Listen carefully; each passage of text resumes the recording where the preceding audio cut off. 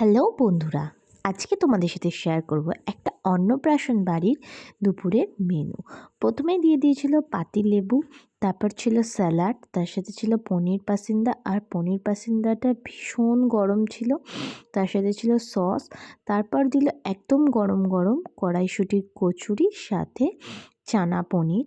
দারুণ হয়েছিল এই চানা পনিরটা। আর তার সাথে তো কড়াইশুঁটির কচুরিটা তো শীতকালে সবারই ফেভারিট।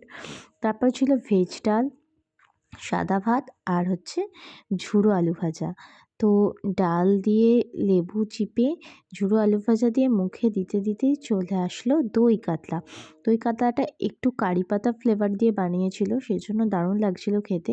তারপর ছিল হচ্ছে ফ্রাইড রাইস, আর তার সাথে ছিল মাটন কষা। মাটনটা কিন্তু দারুণ সিদ্ধ হয়েছিল আর ভীষণ টেস্টি হয়েছিল। তারপর ছিল চাটনি, পাঁপড় ভাজা, তারপর ছিল রসগোল্লা, লড চমচম, আর ছিল আইসক্রিম, আর শেষ পাতে ছিল মিষ্টি পান। তো প্রত্যেকটা রান্নাই কিন্তু দারুণ হয়েছিল।